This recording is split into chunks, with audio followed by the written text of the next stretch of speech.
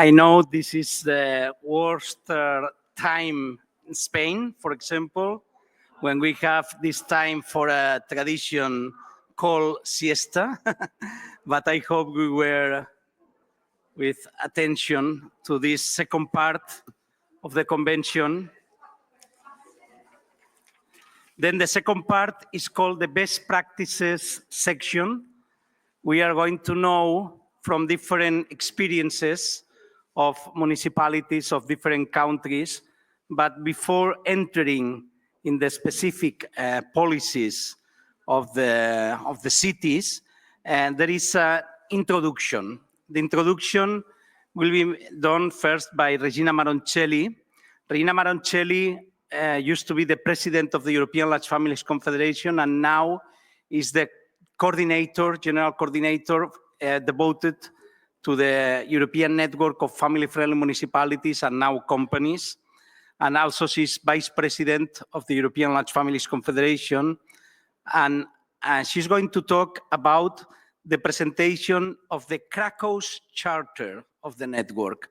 The Krakow's Charter is the new regulation of the network. We have been working with Luciano Malfer and other people in the executive committee of the network to define the values of the network and to define how to operate in the network and the relation between municipalities, companies, and other entities that are very needed to create this family-friendly environment.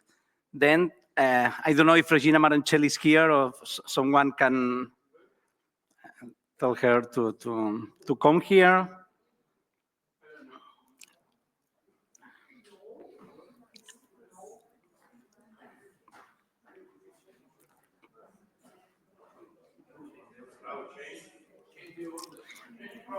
Sorry? No, because I think it's here. Yes, it's outside. Yes, she's coming. Well, after Regina Maroncelli, we will listen Luciano Malfer. Luciano Malfer was from the beginning of the European network, because the idea of the European network was born just in the province of Trentino, where Luciano was the responsible of natality and family policies in this province, autonomous province of Italy. And Luciano is going to talk about a very interesting topic, which is how to make an environmentally and family-friendly strategic plan. This is very important because when we go to the municipalities, the first thing is, do you have a plan? Do you have a strategy? Then Luciano, please, you can go to the floor, and we are going to listen Regina later. Okay. Thank you, Raul. Okay. You can say first the presentation. Yeah. The video. You can say. The presentation and the video. Yes. Okay. Thank you, Raul, for the presentation. And I don't show my presentation on the video, the big video.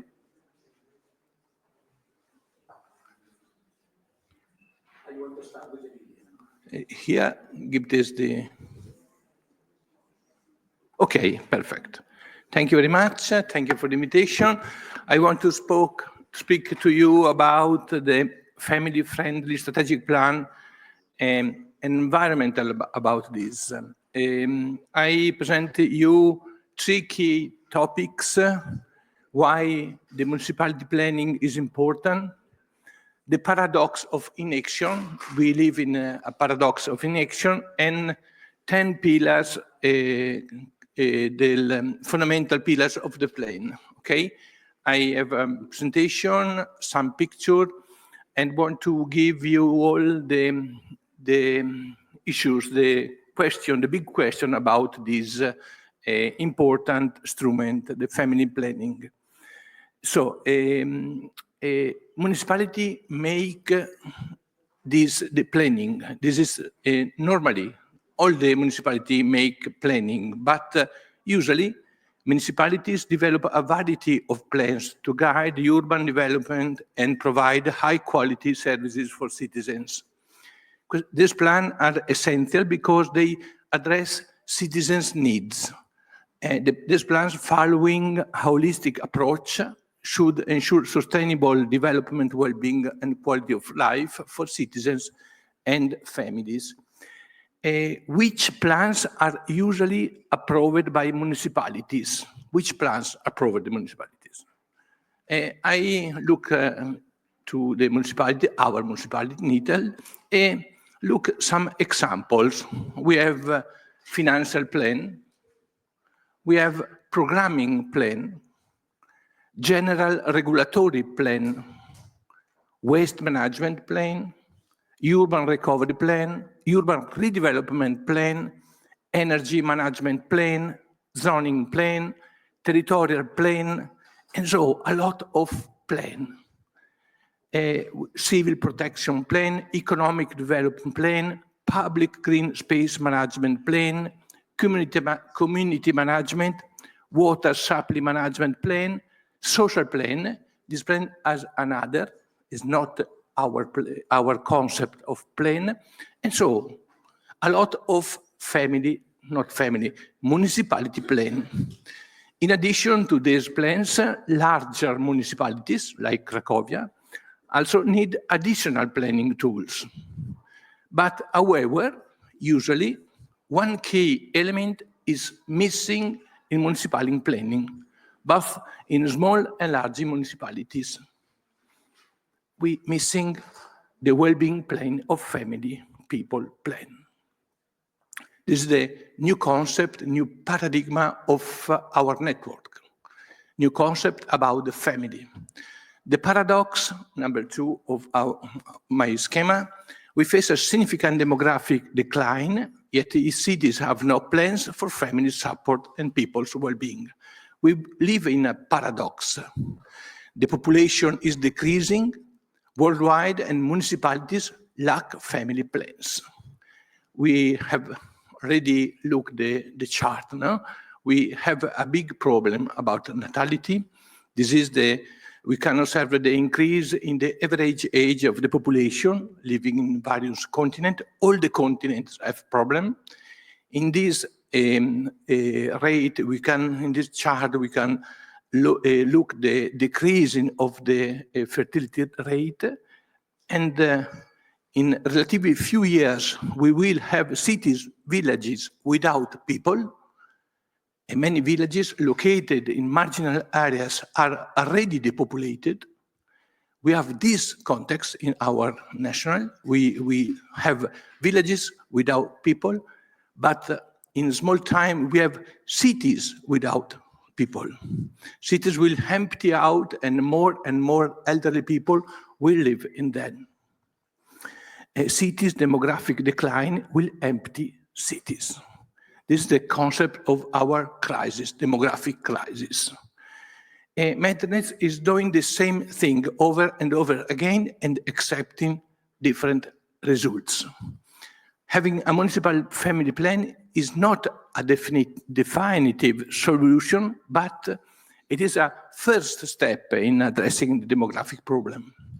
A family plan is the first step toward changing the institutional culture in favor of families. This is the new concept about the family plan. This is important to change the culture about the family. What are the strategies that make a difference? What are the strategies in this context? Are the family strategy and the people strategy. We have to have this objective, these goals, the family and the people. So, yes, now I show you all the fundamental pillars of the plan. Are 10 pillars. I show you now the point, and at the end I can show you a little small movie about this. Pillars number 1, it can be started without resources. This is really important. The resources are important, but not fundamental. We have to change the culture. No financial commitments are needed. The municipality is already doing a lot of families, but often doesn't know it. Change of paradigm. The family become the core of the municipality's development policies, a simple yet effective method inspired by action. We have to make the things. Involvement of the entire council is essential for the success of the family plan. Pillar number 2, the methodology. I think there are no municipalities that are not family friendly. It is a matter, but we can have companies not family friendly, but municipality, no, I think. It is a matter of methodology, awareness, and training. The method gives the family people glasses and allows one to see what already exists and what needs to be done. The method increases the council's culture and allows, over time, the more effective reallocation of financial resources. So, the pillar number 3, well-being, the opposite of discomfort. We have to speak about the well-being of the people, not the problem of the people. The family is a resource, not a problem. Policies for the well-being of families and individuals are not social policies. These are policies that provide families with the tools to achieve their life projects. They are not social policies which instead intervene to support families in situations of hardship. They have different missions, distinct objectives, and require specific expertise. Pillar number 4, cross-cutting well-being. Policies for well-being require an integrated approach, and the involvement of the entire council. People's well-being depends on the factors such as education, work, mobility, welfare, and so on. It is essential that the measure coordinates the action of the entire council to ensure effective governance. The family mainstreaming, the people mainstreaming, they cannot be delegated solely to the Department of Social Policies. The measure is important to guide the action of entire council. Pillar number 5, mapping existing services. The first phase is to map all the services that the municipality provides. Municipalities already do many things for families, but they often don't know it. And neither do the citizen. This is really a big problem. The method allows to organize and rationalize existing services. It then promotes the reallocation of resources, but this comes after, not in the first step, in the second step. Pillar number 6, engagement of family association is really important. The municipality has to apply horizontal subsidiarity, enhancing the role of family association through the engagement of family association, the co-design of a solution, the establishment of working groups, the continuous evaluation. The engagement of family association is really important. Pillar number 7, adopting the family plan. The municipality approves the family plan after mapping existing services, involving all council, collecting family needs, drafting the plan proposed by the mayor or delegate, setting an annual or biennial duration, defining 18 to 20 action for family policies. This is the family plan concept, and the plan is inspired by the pragmatism. We have to do the action, not to design. We have to do the policies and follow the PDCA planning cycle. Plan, define the objective, the goals, do, implement the plan, check, monitor the results, act, make adjustment, and update the plan for future cycles. The plan evaluation for learning and improvement. In the plan, we have to define criteria, indicators, and evaluation tools.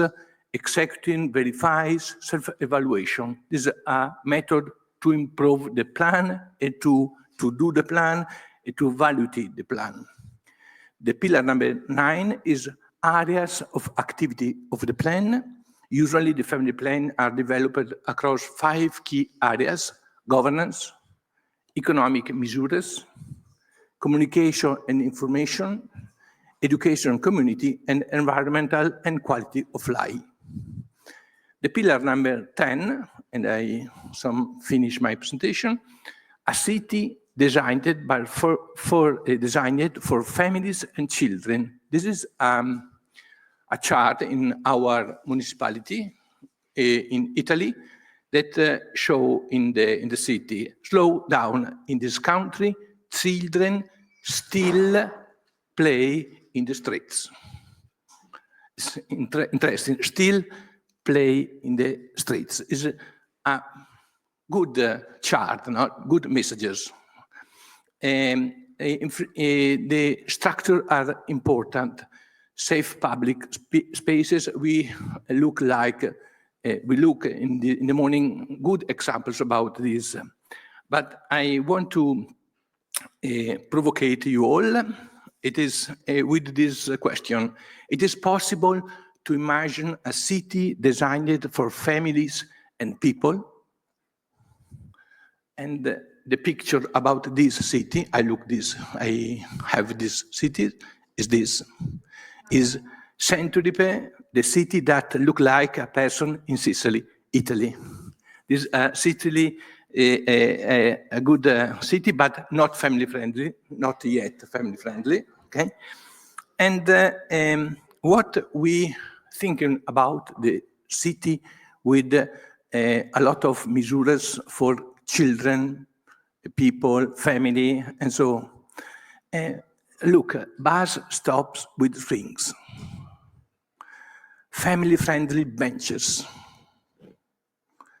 baby little home, bikes and cities. And your cities will certainly have other wonderful initiatives.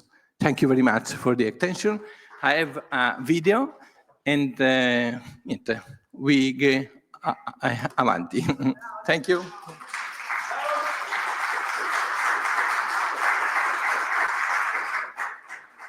You can start without resources. Every municipality can become family-friendly with the right method and vision. The family plan helps to see with family glasses what already exists and optimize resources. Family policies are not about assistance, but tools to help families achieve their life projects. Education, work, mobility, and culture are key elements. The entire administration must work together. Municipalities already do a lot for families, but often they don't know it. Organizing and optimizing is the first step. Collaborating with families means listening to their needs and designing solutions together. Start with analysis, involve counselors, and define concrete actions to improve family life. The PDCA cycle: plan, do, check, and act, a practical method to make family policies more effective. Governance, economy, communication, education, and quality of life. The family plan covers them all. From parks to nurseries, mobility to public spaces. Designing with families in mind means improving everyone's future.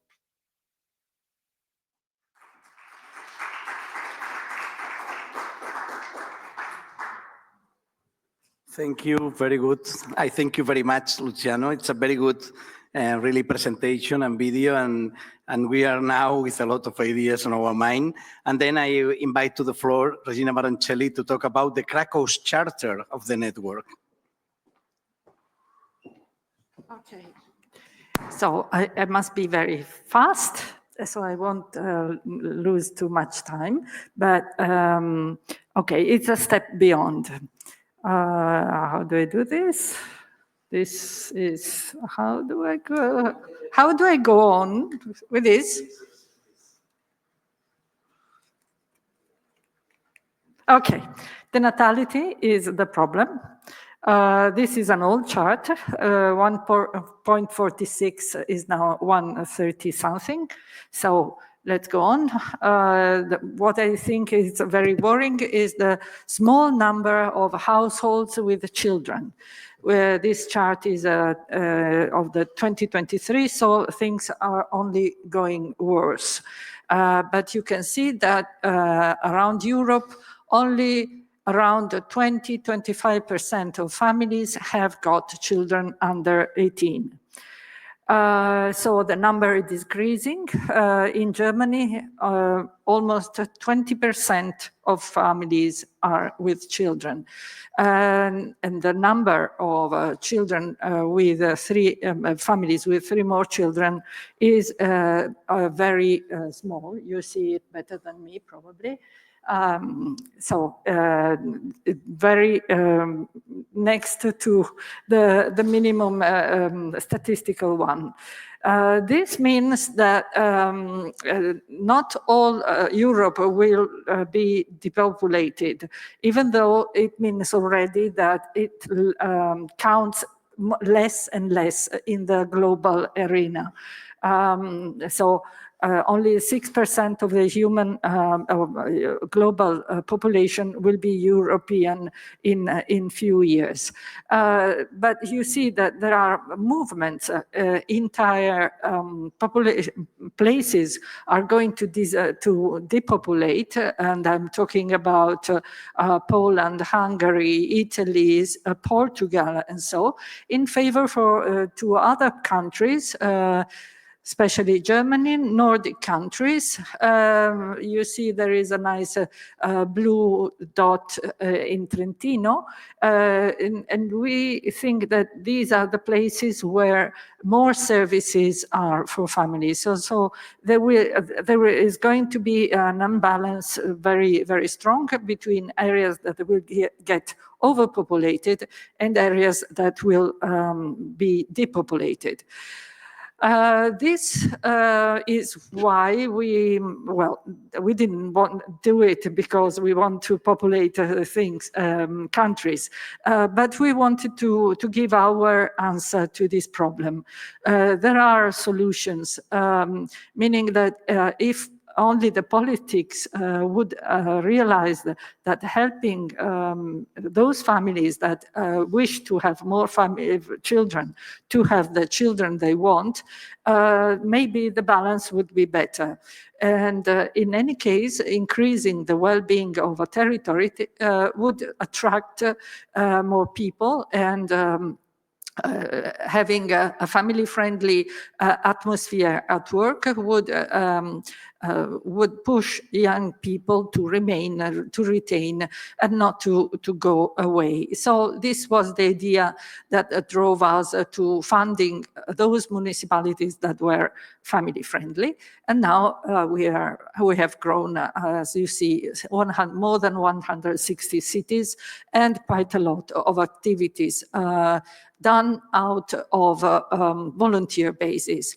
Our congresses, this is one of our last projects in Alberghero. We participate to a survey program.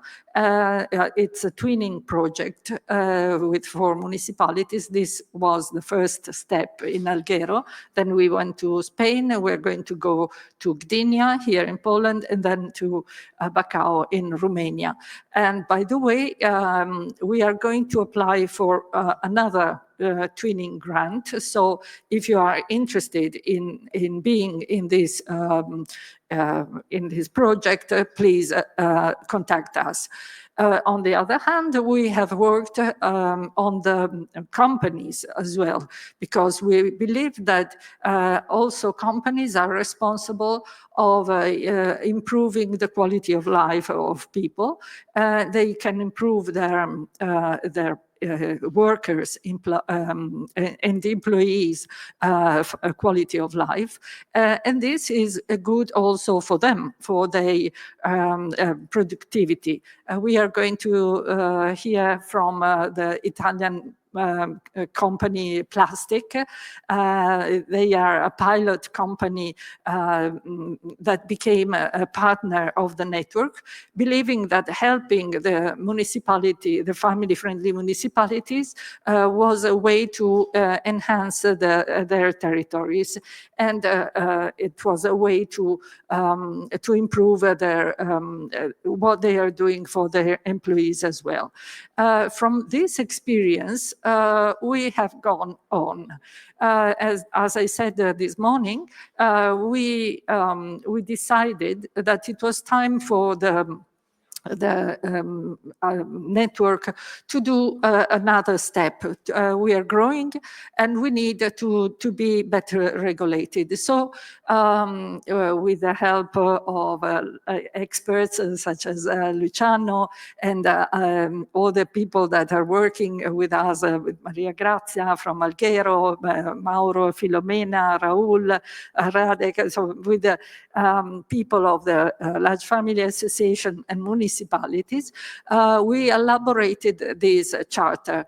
The charter is now will be one document that we are going to publish every time that we will make a change, and every time probably that we will have a convention. And it represents today's network identity card and our future. This is terrible, so I'm not going to read it for you. We will send you the charter, but it contains different what we want to say, what we want to be. The charter, as I said, it's a tool that we want to increase. This special charter will be called the Kraków Charter. It's especially important because it represents a turning point. I'm sorry for that. I know they're terrible, but I hope at least you can read them. The Kraków Charter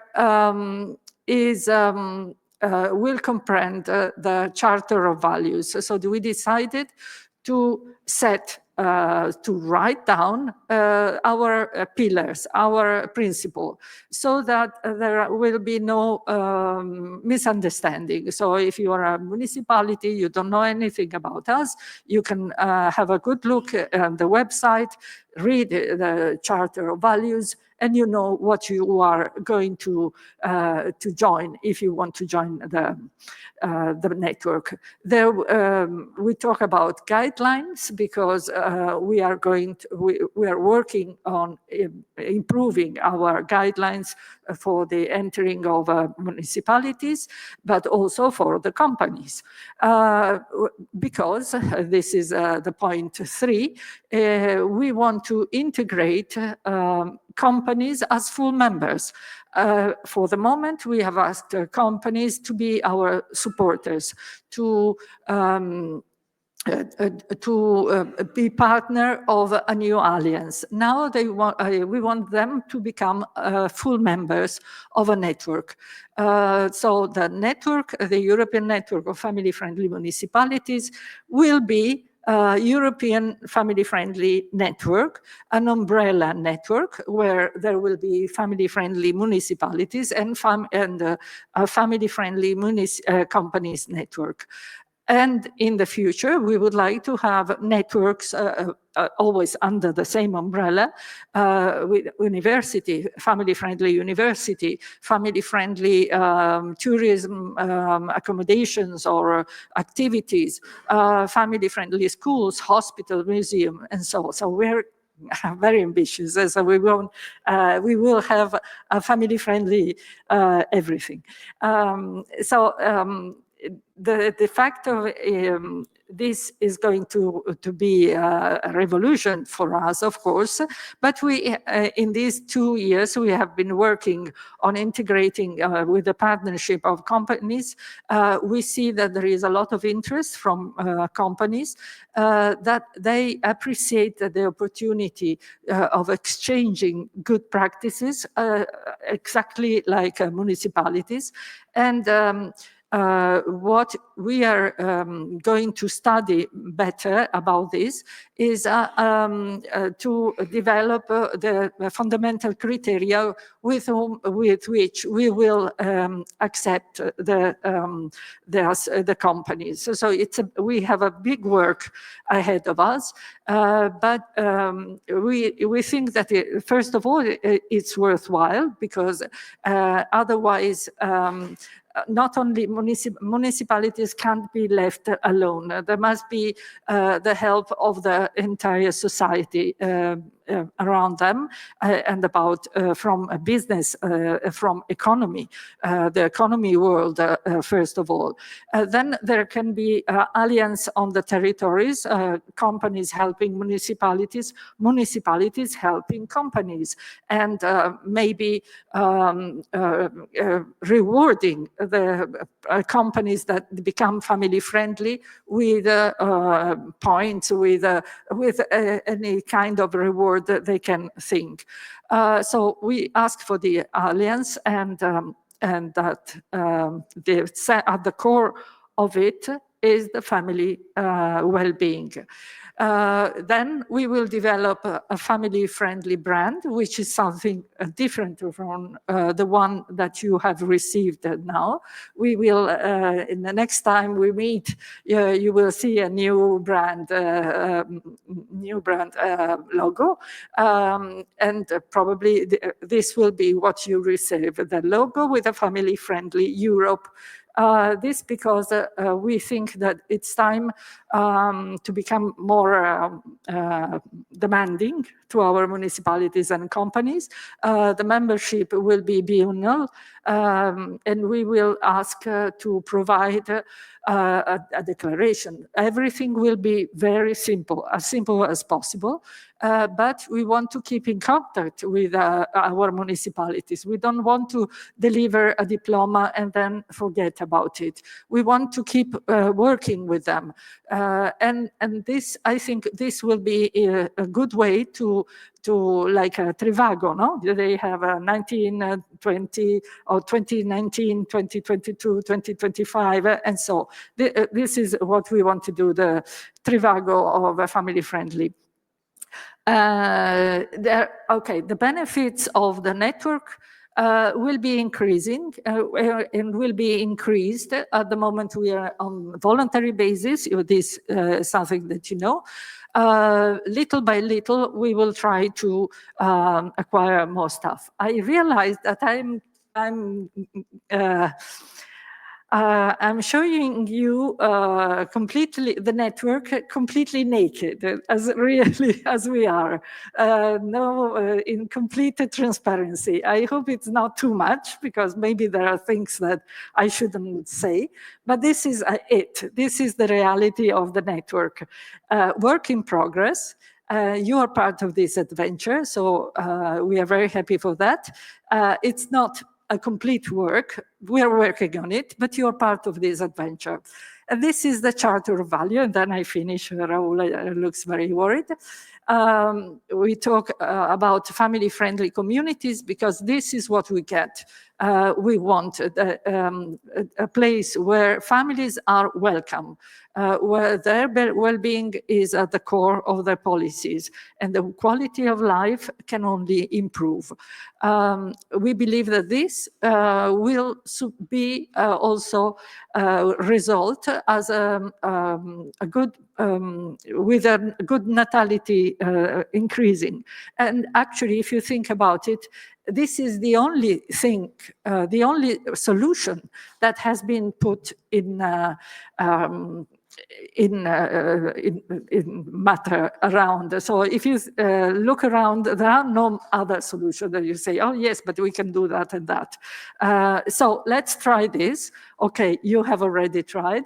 I hope more will join, and we will try to get more and more data information to support the fact that actually natality is growing, even though it is only for us one part of it. Because yes, we want cities to be lively, but lively because full of children and young people and so, but we want, first of all, cities that are livable.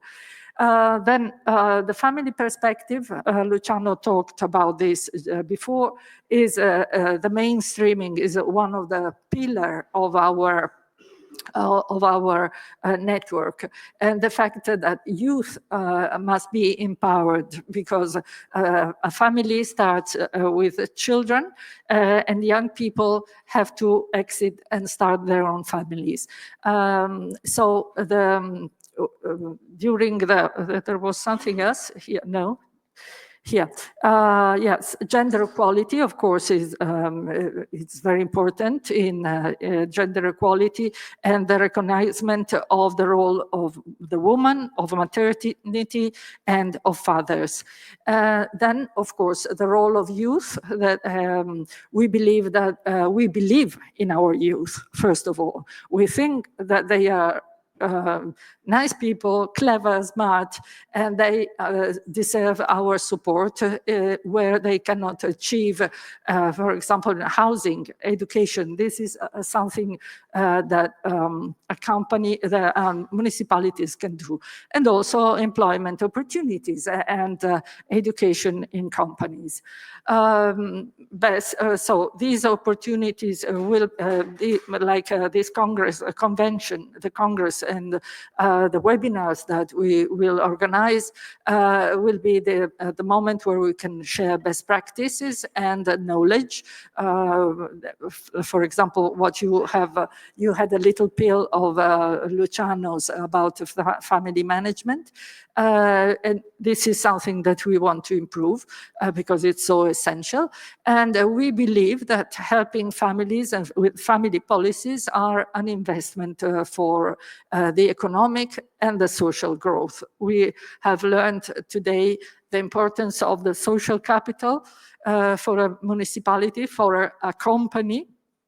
So I think we have to ask companies and municipality to invest on this and to share and to make alliances between all the stakeholders, starting with family associations. We believe that, of course, we are a family association, but we believe that being heard, being involved in the co-projecting and in the checking and monitoring of the results is essential if you want to have a real response to your policies. So if you do things because you think it's important, but you don't ask for a feedback, maybe you find out that you spend a lot of money with a wrong goal.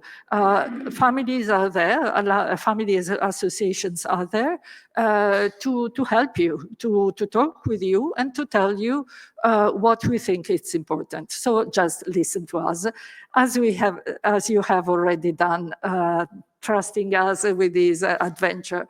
So you will receive a copy of this chart, of this charter, and I hope you will share the values that we wrote, we talk about.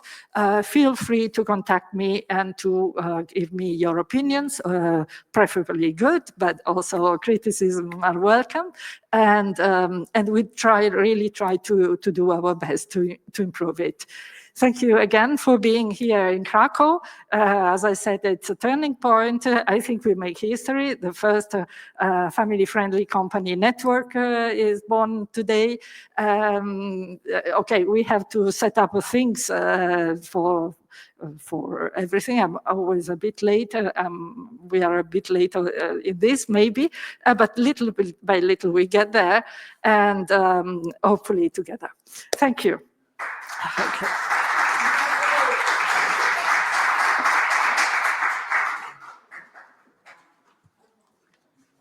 Thank you very much. In Kraków, a big step for the network is starting.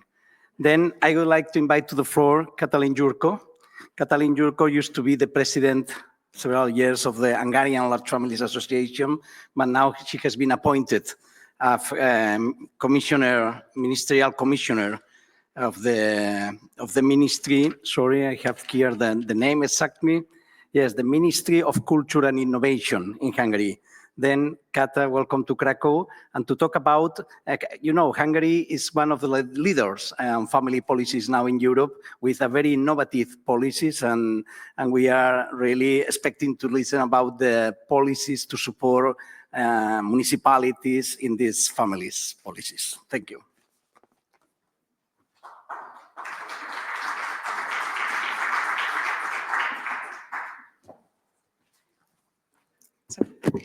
Thank you for the possibilities, and let me welcome everybody. And I would like to a little bit, a few sentences about me.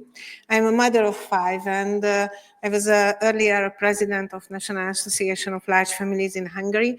But last year, 1st of September, I started to work with the new minister, Balázs Hankó, in the cultural innovation, but we refer for the families also.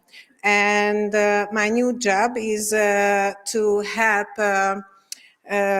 to work each other, the generations, because I believe if we lost the young generations, we will lose the future. So I travel a lot in the Carpathian Basin and in Hungary and collect the good experiences where the elder people and the young people can work together. And we are looking for the possibilities which is the best solution which give a good and really alternative for the young people to change the online world. For example, in the culture, for example, in education, and for example, in the sports. And the other area is to work in the families. How can, here? Okay. So from the end of the last year, there was a lot of new measures in Hungary. And I think now we make something in the government which is one of in the world. The focus is on the women's and the work and family and the tax exemption. I try to explain because it's really, really new in Hungary. In Hungary, there is a personal income tax, which is the 15% of the gross salary. And the Prime Minister, Mr. Orbán, told that the mothers who has children don't earn less money than the woman who hasn't got. That's why if the young people under 20 age, there isn't different ladies or boys, don't have to pay the personal income tax. If the mother under 30 with 1 child don't have to pay personal income tax. If the mother under 40 with 2 children don't have to pay the personal income tax. And if the mother has 3 or more children in the whole life while the mother work, so like a never-ending story, never in your life, don't have to pay the personal income tax. So this is the new introduction that we started step by step announced in Hungary for the families. And this means that the mother who works and has a child got like 15% salary decrease. Yes. And the other that focus on families and how can I? Yes, the other that we think that if the family is well-being and the family is strong, it's determined locally. So if the family is strong, the municipality is strong, the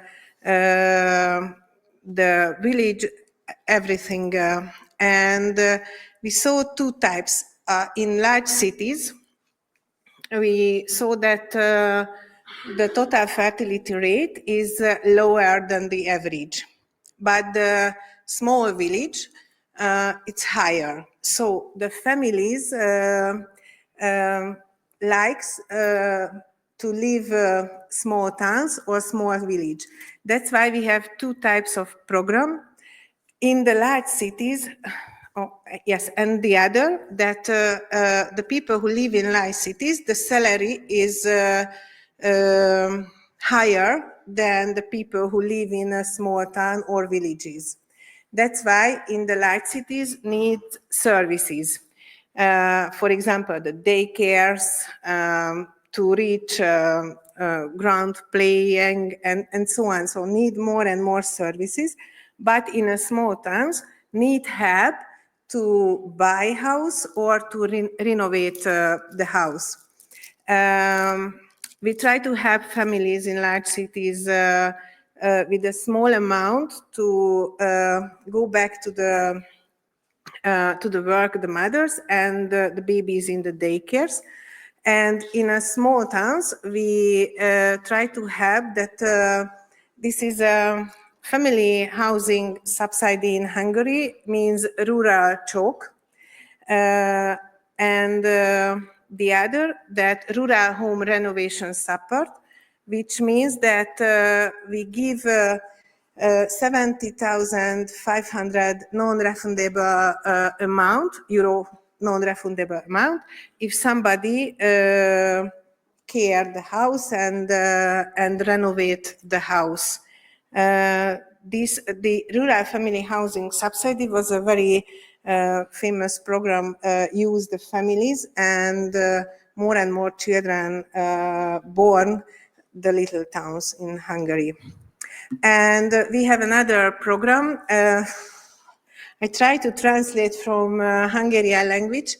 We have two government programs. The one is the age-friendly municipality award, but age means elder. So this is for that municipalities who take care of the elder people.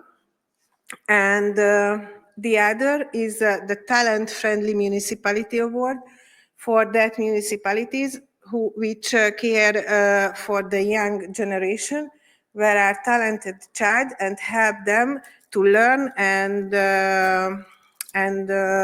reach their goals. So we have two government program, and the government try to help the associations which works with families, for example, the single parents, the large families, or young families associations, and they have a lot of family-friendly award, and we will discuss that, for example, in ELFAC, how can they work together. So it was really very short, but finished. Thank you for the attention.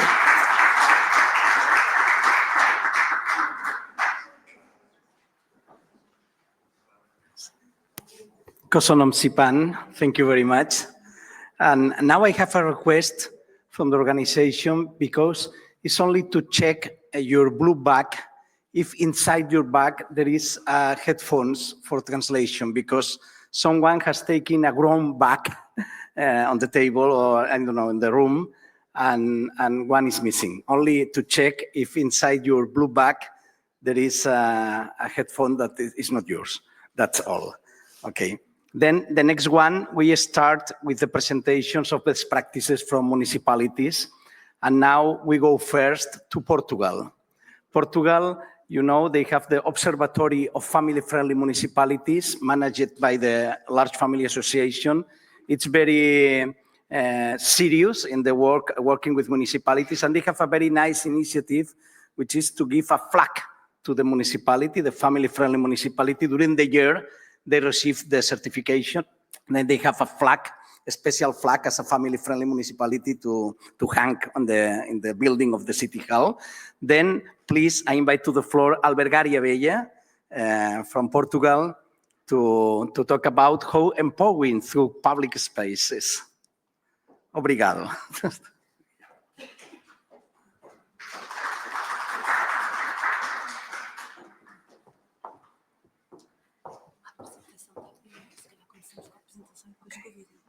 Good afternoon, you all. Thank you for inviting us. Thank you for inviting us to be here.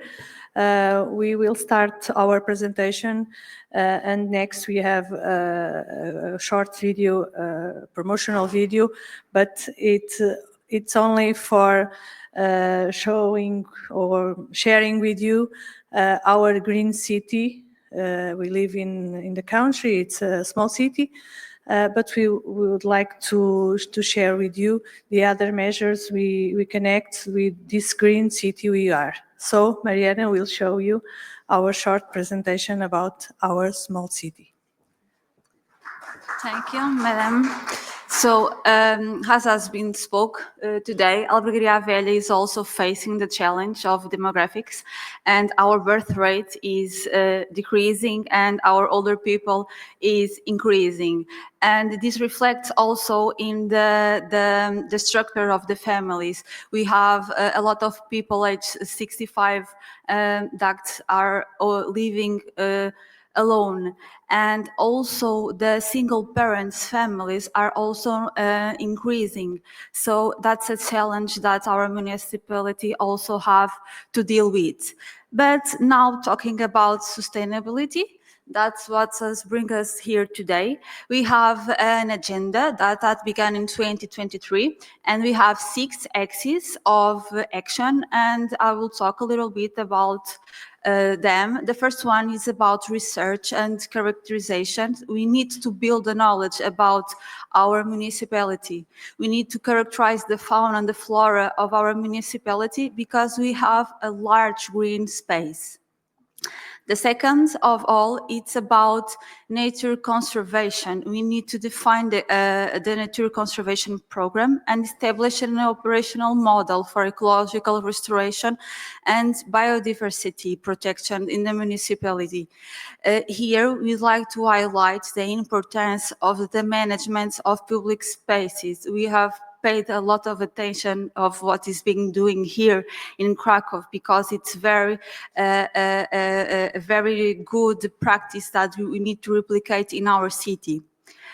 The third axis, it's regarding environmental education and literacy, and here we need to define an environmental education model that is led by the municipality, but we need to coordinate it with various sectors of society. And here it's very important to talk with the cultural networks, schools, communities, families, youth, and also older people about what you need to adopt to have a more environmental and socially responsible behaviors.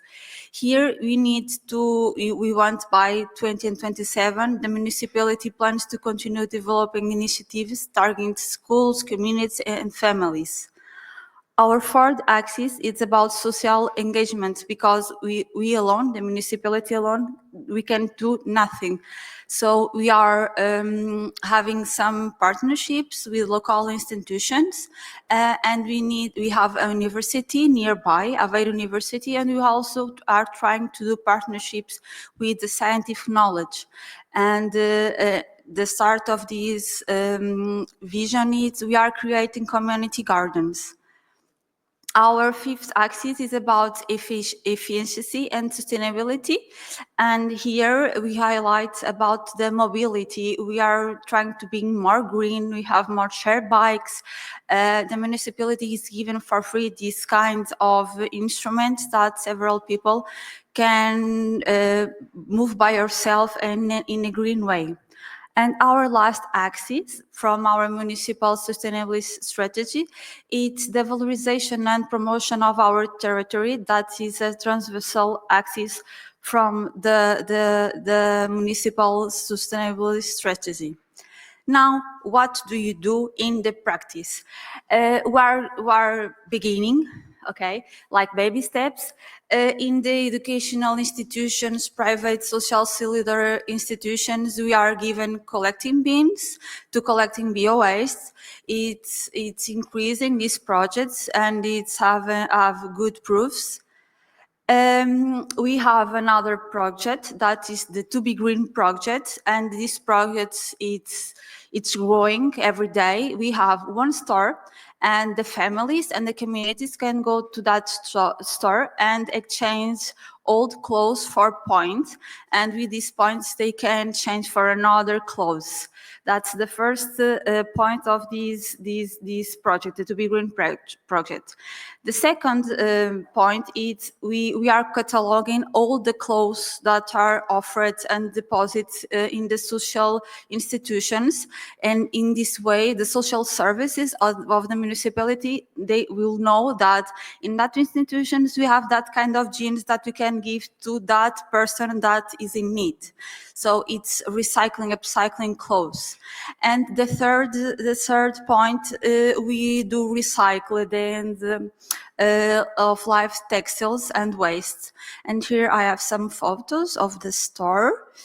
And with the textiles, we made beds for the dogs. We made a lot of things. We also have organic gardens, community gardens that already have been spoken here before. They are growing in our city, and the municipality sees these gardens as a way to promote social connection, inclusion, engagement of families. And we also we try to include the people with reduced mobility. So we have garden beds and vertical gardening for easy reach for people with reduced mobility. Because if you are creating a city for all, and if you want to promote connection with families, we need to think about all persons and all ages. We are also creating composting, and we have two kinds of composting, the community-based one and the domestic composting. Here are some photos of our community-based composts, and that's kind of very nice because the families, they carry for each other for its composts. And here the domestic composts, the females are requesting more and more composting, more bins to their homes. And the people are learning that composting is really important for them and for their gardenings. Our municipality also is a member, and every year in November we do the European Week for Waste Reduction, because we do believe that if we raise awareness about sustainability, we can go further. And we do a lot of activities in this week, like workshops on material reuse, show cookings about food leftovers. We distribute a lot of oil collection bins and others. Leisure parks, okay? We don't have so many parks like Kraków, but we also have very beautiful parks. And we try to promote here the community. The community belongs to that parks. So we have a lot of informative panels about the park, explaining the fauna and the flora, and the visitors can simply let your sense guide them in that parks. We have 18 parks nearby the river, and in the film you will see some of them. Bateria. Oi. We have a new interpretation center that is called Pateiro of Frostos because it's a wetland that's called Pateiro of Frostos. And this interpretation center serves as a hub for families and for the community to learn about the rich natural and cultural heritage of this wetland. What do you want with this center? You want to promote awareness and about sustainability and the importation of protect this area. And what we do interpretative walks, educational garden, pedagogical gardening, sensory trails, walking tours, educational workshops, bird watch, cycling tours, a lot of activities. Here there are some photos.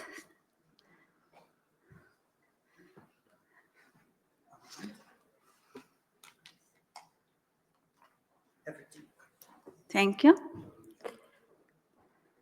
And now just we want to show just some of our activities that we have in our municipal agenda target just for children.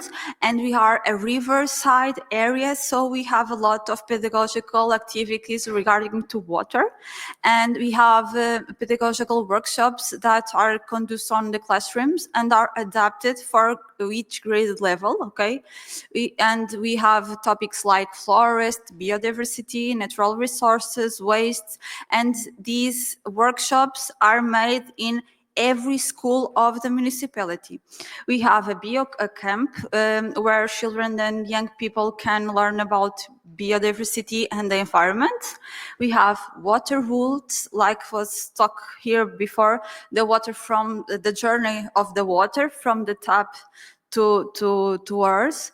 We do have environmental education activities that encourage them to reflect artistically about the water. That's the importance of water. Also, water is life. It's an environmental education session about the water cycle. And we have also a video contest about water, that is this water I will drink. And the last but not least, our municipality joined the Green City Accord, the Clean and Healthy Cities for Europe. We also have created a municipal climate action plan. We have won 2 times the Green Award in Portugal, and we also belong to the European UNICEF Children Families. And now I would like to show our video that you have sent. I don't know. Okay.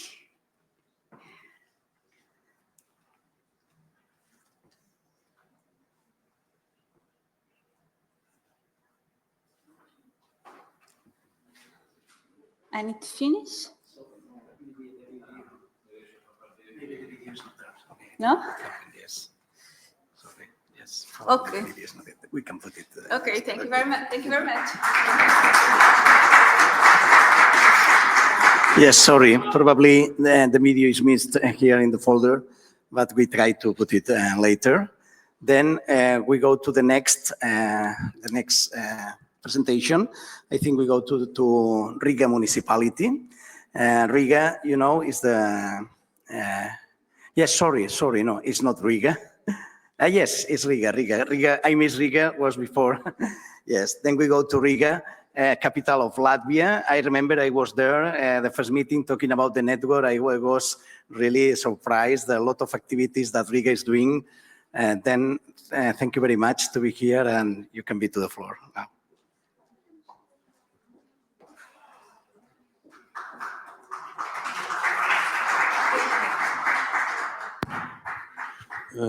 Hello. Thank you for the opportunity to be here and take speech for you. And I would like to share with my experience and our experience that I look at the list, and I can say it's more in north from all participants in here. I think it's okay, but it's not affected by climate because it's fine weather. Dziękuję bardzo za ta pogoda, co tutaj w Krakowie dzisiaj mamy. Dziękuję.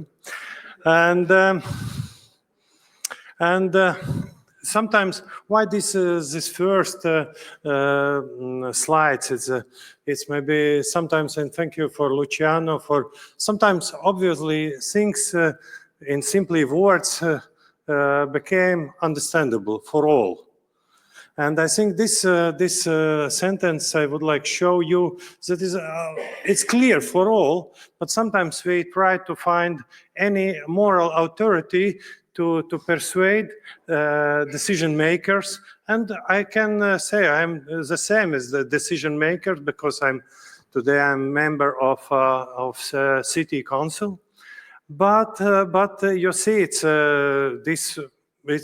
very simply sentence, and I think it's clear because it's not only that is a social some concept, but I try to prove that it's the same as in economic. And just a little bit statistic about Riga. And you see, it's here. You can see it's a population of Riga, and I can say it's the last 3 years maybe keeping this level, approximately 600,000. But since 2017, I can say it declines, and. Why? And of course, it's very important to look at reasons. And in next slide, I will show you a little bit divided in a group of ages. But it's I need to say that this number of population decrease in all country in Latvia, and of course, capital. Touched by this trend, and one of them is it's because people like maybe live outside of big cities, try to find countrysides, and around our in suburban, around Riga, of course, more attractive maybe for people, but they use all infrastructure and more services in Riga. And next I would like to say, so for example, this, and we have today in the last news and announced that we reach records to how low is going down our birth rating. And this is a very bad tendencies in Latvia, and we need to think about comprehensive approach, not only in one municipalities, but of course it together in general in all country. And there you see it's our economic and financial municipality condition and budget of this year. And you see it's expenditure of all social affairs budget. And why I would like to say use the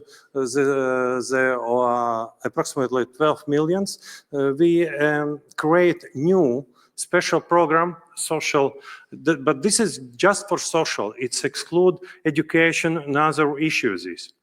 Just for support, social support for family, for child, and very important, non-family care for children.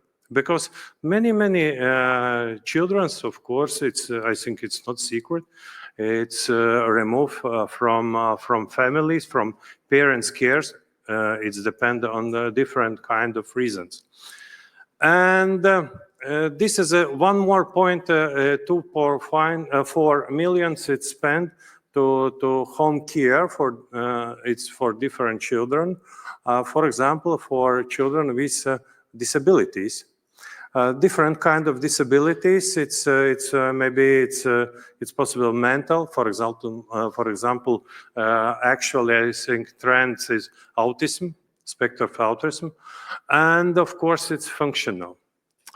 And here I would like to explain a little bit about, and I think it's relevant to today's said about tendencies with cities. And you see it's a number of inhabitants by age. 0 till 4 years, this number decrease. in Riga city. And we see next step when increase, it's time of secondary school and student times from 15 till 94. But next step, when is after finish high school, try to find living places outside.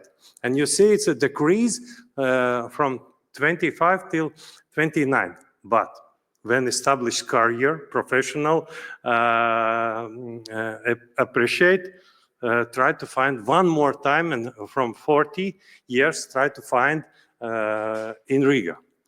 But that is one more aspect. It's and here not I set out, but if compare, for example, data, how many children with disabilities per 1,000 inhabitants, and we see it's in Riga city is average level, for example, 24.6. But in this more richer municipalities around Riga city, neighbors, it's very, very low. It's approximately 70, 80. What does that mean? I think it's this is my assumption, but not maybe science-based conclusion. But when people have problem, then find this solution in a municipality where is a better social support system. And that means, for example, you see it's as retired people come to Riga. And we have age of retirement at 65. Next one, of course, it's a comprehensive view on, and this is from security to happiness and all aspects, because I think everyone would like to be happy, everyone. But the basic level is physical security or safety, because it's safety not outside. And of course, we can today we all, I think, is threatened by war in Ukraine. But safety is that on the street, but the more important in the family. Because we see it's increasing this level. Maybe we can identify it, maybe, but increase its domestic violence at home. And of course, it's a social support, education, and very important is preschool education and affordability to kindergarten. And of course, it's free time activities outside school and housing. Here, I would like to explain is just about, maybe this is a narrow view, but about a social affair. Of course, it's local government's duties is, of course, it's create a stable legal social care and support system. What that means is legal frame, because it's of course, not enough money and not enough places for social services. But how you clear or maintain affordability to these services, this is a very important, because it's a question about trust. And political trends, that's why I say is about the first. We try to find the first of all for discussion is on value-based discussion. And nice is about this Kraków charter. And of course, institutional capability, including capability and capacity of social workers, professionality, and of course, number of social workers. And finance, that means is a stable sources, because it's not, when we not enough money, what is the first step? Cut social programs. It's clear. But no, that is why we established these new programs, because that means it's a succession and accountability. After maybe next election, you can just add public funds money. And services. These aspects, that means is that we start and we developed ways that more social, municipality, not maybe social giving, not social giving organization, not social providers, but just manager. Because our way that we work with NGOs, first of all, and second, we developed private social providers. And we try to piloting the new services, creating and support this private initiative, because it's very important that many people who had before problems in family, for example, with disabilities, or maybe orphans, they would like to help other peoples. And we need to support them to develop. And that means that we need invest money for infrastructure, and I said is affordability. Challenges. Negative population growth. It's not secret for everyone. Aging society. I showed you our figures, and I heard that other accept this view. I explained the increasing number of children with disabilities per 1,000, and children with, and very important point, this is it, children with deviant behavior or addiction. And this is why we need to special programs and individual programs. It's not every time speak about some group therapies. No, because we need to individual approach to each one. Yes, maybe this is a very expensive program, but how much one life? Because it's maybe later he or she back to labor market and produced values.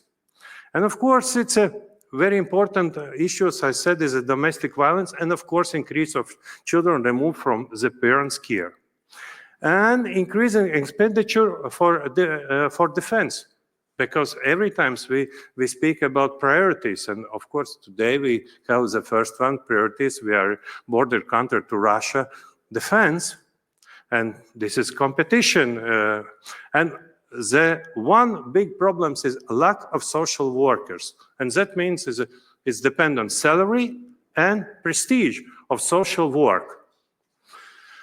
Solutions, and I heard the word paradigm, and maybe I would like to start with a last point of this solution about this my presentation, change paradigm, because it's every time when discussing with other, it's you spend just money for social needs. You just create minus.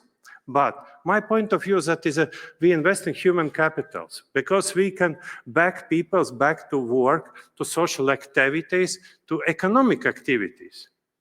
And that is very important. This is investing human capital. And I think we need to change this paradigm.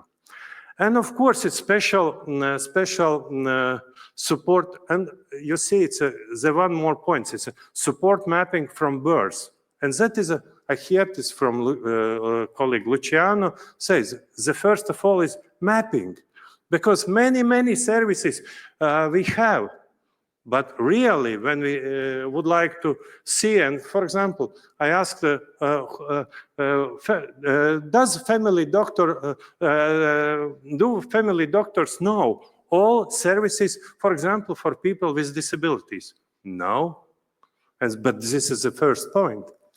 And of course, it's the reform of municipal services organization and institution focusing on specialization for individual approach to problems. And of course, it's database solutions. And the last point, it's like conclusion for our these meetings. And thank you for the opportunity to be here and hear it all. And this, I like this sentence: if you have an apple and I have an apple, and we exchange these apples, then you and I will still each have one apple. But if you have an idea and I have an idea, and we exchange these ideas, then each of us will have two ideas. Thank you for your attention.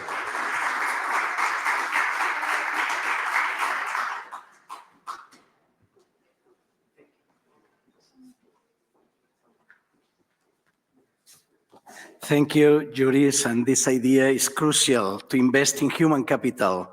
This is the reason to invest all these resources on families. Then I invite to the floor Maria Jose Gomez. Maria Jose Gomez, you have received 3 diplomas of membership of the network because you are representing the 3 first municipalities that have got the certification as family-friendly municipalities in your region, Extremadura. Then please, you can tell something about this certification.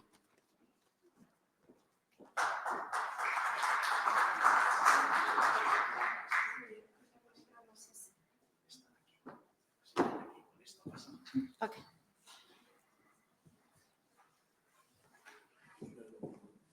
Okay, hello. My name is... Ay, sí, perdón. Okay, hello. My name is Maria Jose Gomez. I'm pleased to be here today, to be here with all of you, like a family. Thanks to invite me. Invite me to give me the opportunity to show my project that this is my other type. They name it the Family Friendly Municipalities Distinction. This is a project for municipalities and for family. I'm sorry because this is not a type. I'm sorry for this one. Okay. But what is a family-friendly municipality distinction? 5 years ago, I began to work in the Large Families Association in Badajoz, in Extremadura, in Spain. And we have like a strategy of work. It was to show to the municipality what was the family reivindications. Firstly, we meet with the mayor and the team of the municipality, and in this meeting, we receive good promises, good words, but then nothing. The result was the municipality didn't do nothing, and the association neither. Okay. To resolve it, I developed the family-friendly municipality distinction. And what is it? This is an hour, okay? This is an hour that granted to the municipality that promote and implement pro-family social policies, offering benefits and advantage to large families. But more than just an recognition,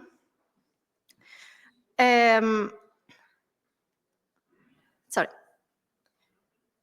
Okay, more than just a recognition, this is a roadmap, and a working guide that facilitate collaboration between municipality and families association with the common goal of implementing concrete measures to support the families. Okay.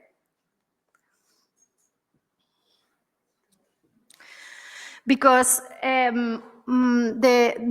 this distinction have 44 criteria. Okay. It's based in 44 criteria. There was criteria that define municipal policy supporting family. Okay, this is a valuable point in the project. Okay, because in these 44 criteria, there are classified into areas like education, sport, taxes, and other social policies. Okay. These criteria work because,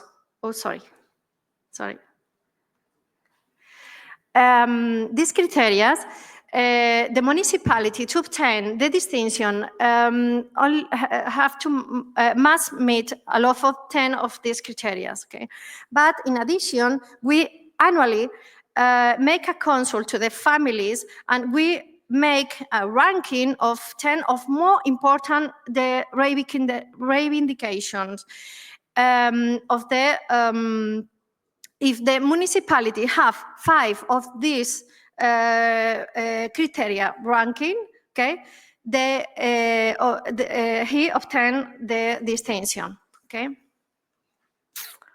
Well, and who is for? This is an award, a distinction for time for the municipality, because provides a structured framework to develop effective families policies and gain benefit for the families. Okay. This is for the families because they have a centralized platform with information of benefits and policies, families policies. And this is the third time for the large families association because they have a clear process for negotiating and collaborating with the municipality to improve conditions for families. But it has more advantages and solution, like for the municipality, positive publicity, recognition in an European network, and tool for implementing effective social policies. Okay, for the families, granted a big access to discount, tax benefits, municipal assistance, and all the information centralized in a big system. And for the association, like I am telling you, a structured method for negotiating and working with the municipality. Okay, this is our platform. In this moment, this project we are making in our area in Extremadura, in Spain, like a pilot project. Now we have a platform, web platform, where we have all the information about el distintivo municipio pro familia. Other advantage and solution, very important for our municipalities. Of course, the European Family Network Municipality recognition. Okay.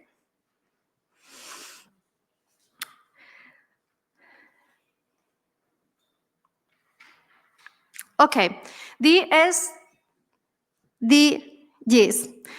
This project is connection with two very important points.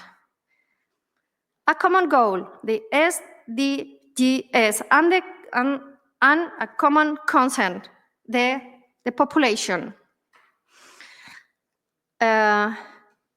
SDG likes the number 11, sustainable city and community.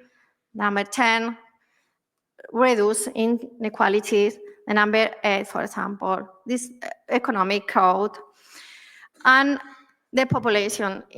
Today, we have speak more.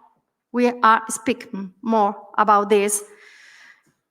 We have a real problem in 2050. We raise on 45% of population in Europe. There was two arguments to sell our project to the government administration and obtain resources.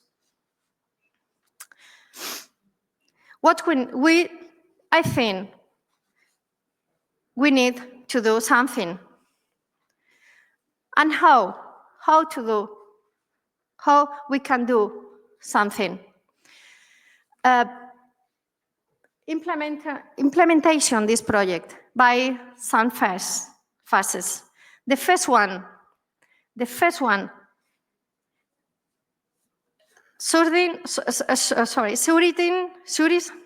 shooting funding.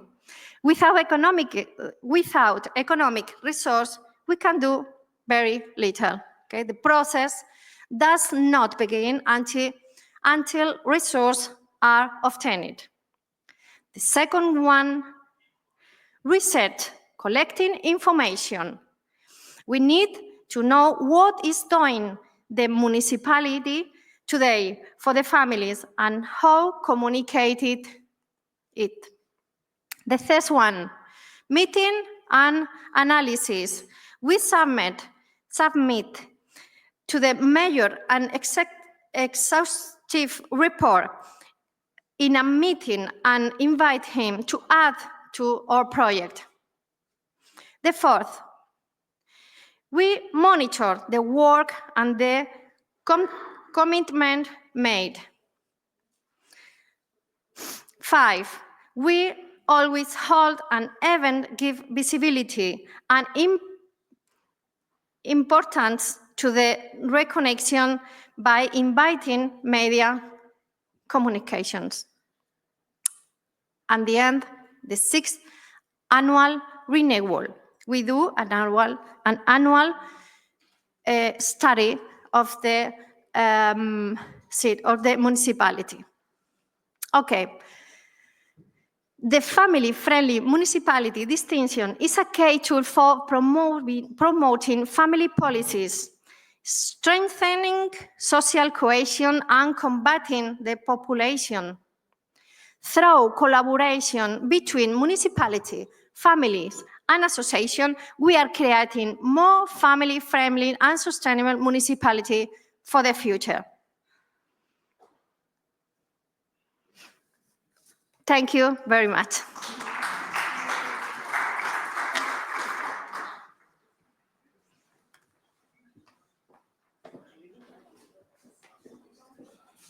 Gracias. Thank you, Maria Jose. Congratulations for this initiative.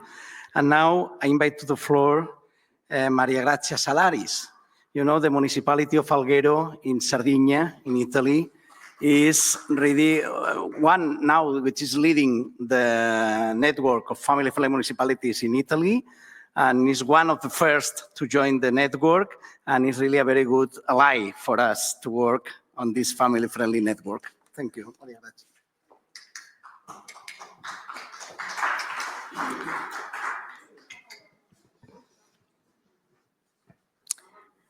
I would like to greet everyone, Regina, Raul, Radek, Mauro Ledda, Filomena Capiello, for the invitation to participate in this convention and to share the best practices of family policy implemented by the Municipality of Alghero.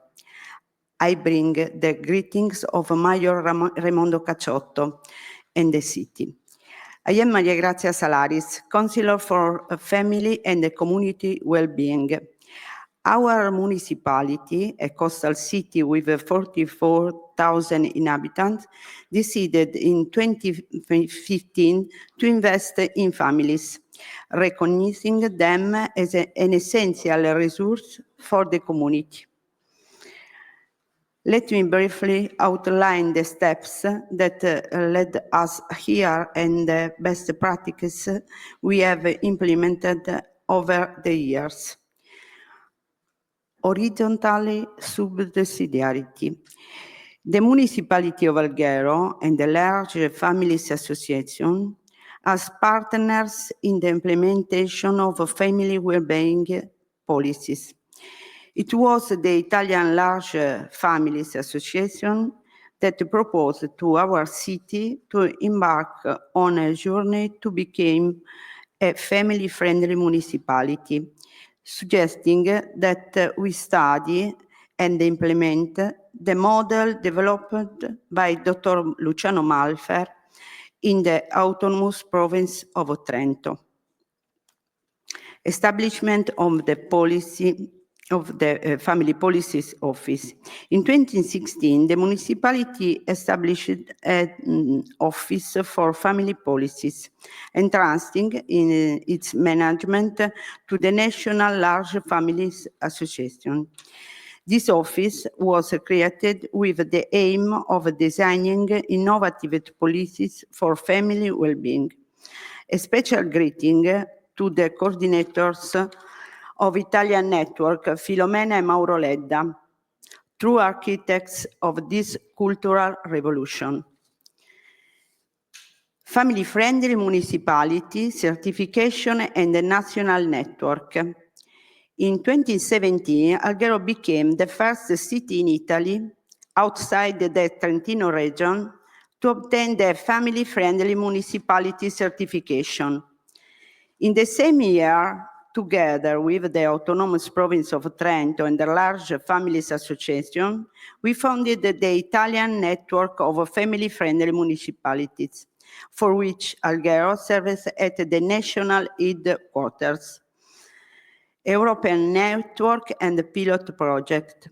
In 2018, Alghero participated in the establishment of the European Family Network, becoming a case study and a partner within this network. This is a brief overview of our municipality's commitment to placing families at the center of its administration action. Now, I will share some of the best practices we have implemented over the year.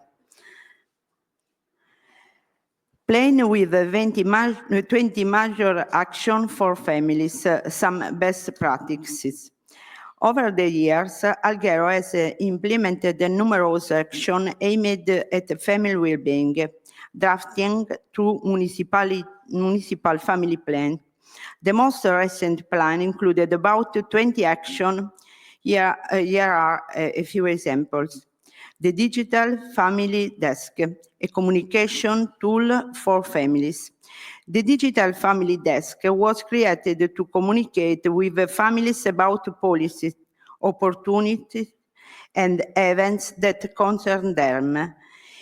It's an innovative service because, like traditional family service desk, is proactively reach out to families to provide relevant information. Website www.algherofamiglia.it, social media Alghero Family on Instagram and Facebook. The reach of the family desk. These are the number of people reached by the family desk. The Family Audit Office, supporting the well-being of municipal employees and the work-life balance. Another key initiative focuses on the well-being of municipality employees. Alghero has obtained the family audit certification from the autonomous province of Trento and has established an office dedicated to initiative promoting work-life balance. The Alghero quota system studying family-friendly municipal fees. We are currently studying a model to restructure municipal fees based on family burdens. In Alghero, school meals and transportation are already free starting from the third child. The family ticket, free entry for children up to 14 years. Our municipality has introduced the family ticket for museum and archaeological sites. Parents pay a small fee to access 13 sites, while children up to 14 years old enter for free. The Alghero Family Certification, family-friendly business and service. Several businesses in our city are certified and family-friendly, including museums, hotels, restaurants, pharmacies, and sport organizations that offer tailored service for visiting families. Alghero, the capital of family tourism, presentation at Madrid's Tourism Fair. In January, Alghero was invited to the tourism fair in Madrid to showcase its family-friendly tourism model. Here is a short video we prepared to present Alghero as the capital of family tourism. Non te l'hai messo? Ah, ok. No, non ce l'abbiamo. Thank you, Raul, for your discuss from Alghero. The Alghero Family Festival. Every year, the month of October is dedicated to families with a special festival. The Alghero Family Festival. Here is a short video summertime events. Alla fine, non è scritto qua. Vabbè. Ok, at the end. Not now. Upcoming partnership with the Bruno Kessler Foundation. The strengthening territorial attractiveness and competitiveness. We are about to sign a memorandum of understanding with a leading institution in its field, the Bruno Kessler Foundation. Their support will help us develop strategies to make our city and region more attractive, particularly for the families. I conclude my speech by thanking for your attention and inviting you to visit our city. Thank you very much.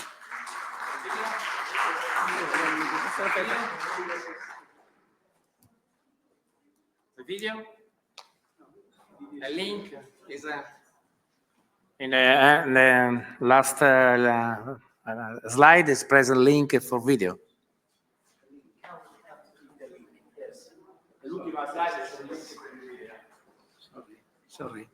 Sorry, I think you have to click on the last slide. There is a link to a video. Last slide. The last one. Yes, here. You have to click there, I think. You need to click. Yes, on this. No, you know, this he's doing, I think. Yes. If you can click on the, yes, here, a YouTube video. Yes, yeah. Yes. Oh, yes. Perfect.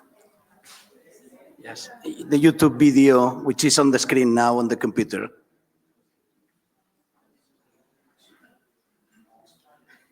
Yes, you need to take out the presentation and to show the screen of the computer now. Yes, perfect. Yes. Yes, and audio. Yes. Yes. And no audio. Oh, no audio, but very nice.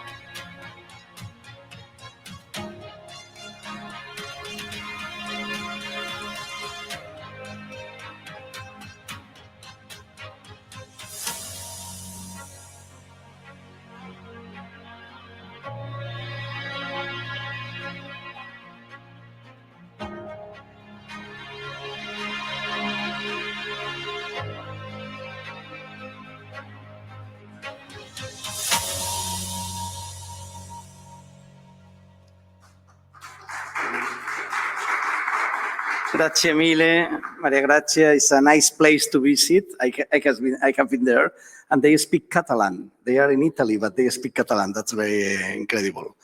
Then I invite to the floor Joana Esquiva. Joana Esquiva is from the International Office of, I don't know if I pronounce well, because Quebec Municipality, yes, in Poland, to talk about the best practices in your municipality. Thank you. Dziękuję.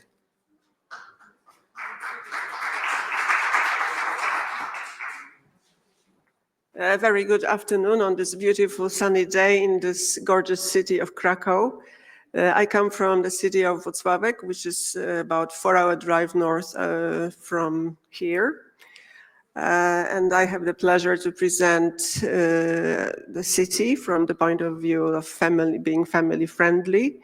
And also, I would like to present the issues that we struggle with.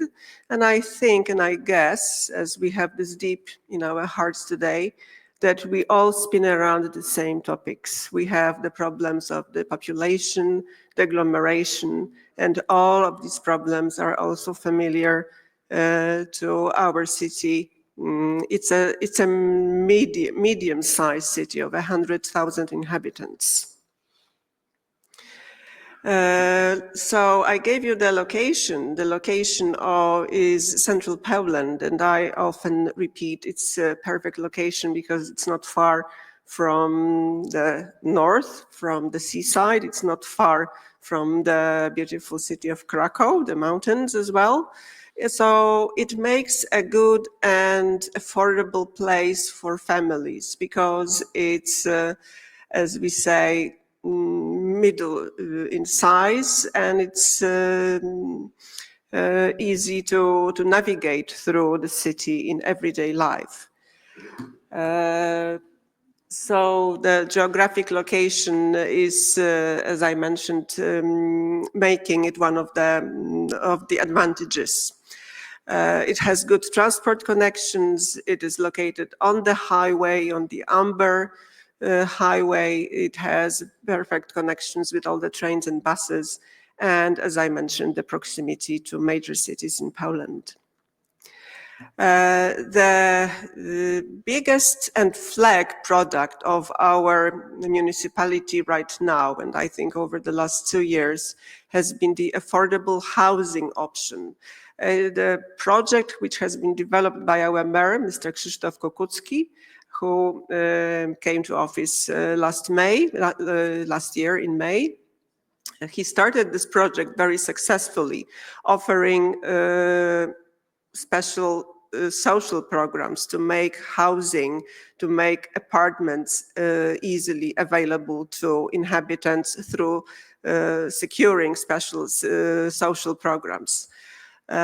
So these programs now are a flag program of Włocławek, and I think now it's also going to, this idea of affordable social housing is going to be introduced as a law in our government. It also, Włocławek as a city also has safe neighborhoods. It offers lots of green spaces and playgrounds, as we've seen in many cities, the so-called pocket parks, the WUNERWs. So we are not lagging behind. We are also showcasing all of these elements.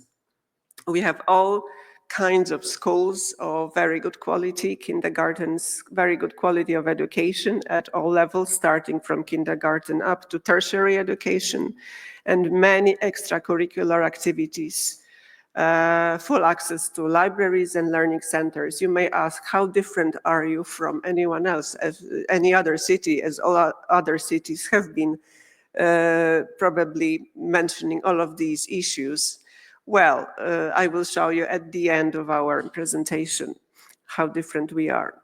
So we have a variety of hospitals and clinics, pediatric care, specialized health, family health programs, also, which is important for the young people, free transport for all school children from the age of 6 or 7 until the age of 15. I would like to invite you to see and visit the Włocławek Reservoir, which is a It is a location on the Vistula River, starting in Włocławek up to the city of Płock. So it's a 50 kilometers long, largest artificial lake in Poland. It's called Włocławek Reservoir. It's really beautiful, good for sailing, good for recreation. We have many sports centers, swimming pools, and family-friendly cafes, and a lot of entertainment, as well as museums, cultural centers, many special events for families, and community centers and youth clubs. As for the safety and community support, the crime rate is low. It's supported by the police and emergency services, and also supported by the family welfare programs. The family welfare programs, which combine the so-called citizen card, which offers numerous discounts to all types of venues in the city. But also the job opportunities and economy is important. So the employment options for parents, the support for entrepreneurs, which is offered by the municipality, and different initiatives in the work-life balance, which is also part of our social economy and has to be absolutely stressed and also has to be voiced. There are many upcoming projects which we take at the municipality to enhance the family life. There is a lot of investment going on in education, healthcare, and infrastructure.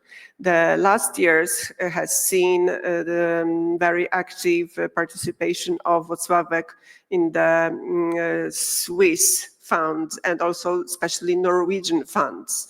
And the Norwegian fund supported many developments related to family life and also to the social aspects of living in the city. So I would like to say and stress that our city is ideal for families. Feel free to visit us, and this is also my contact information at the office. Now I would like to invite you to see a 5-minute video which shows the United Session program. This year we're going to host it in the first week of July. So I now extend this warm welcome to all of you to visit Włocławek during the first week of July, and to see how we care for the young people. So United Session is something which is going to boost your energy because it is directed to the young generation, and it also shows how much we care about the young people. So I would like to have the video now. I think so. I think so, yes. Because we didn't have the video in the folder, I don't know why. Yeah, but There is not. oh, it was. Yes. It was in the, It was, yeah, because I talked to the IT. Yeah, it's called United Session, yes. So can we have the video, please?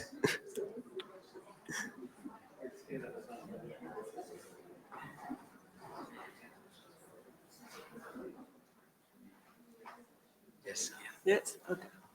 yes, but probably we need to change the. Yes, we need the music. Maybe it's the same story.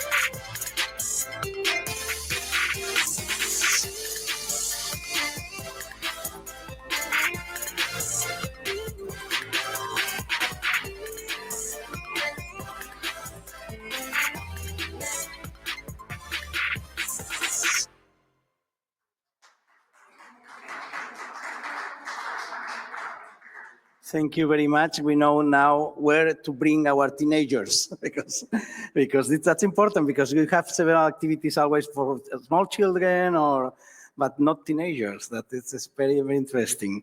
Then I invite to the floor now, we go to Portugal, again to the municipality of Monção, and the vice president of this municipality, João Oliveira, can show what is doing in Monção. Thank you.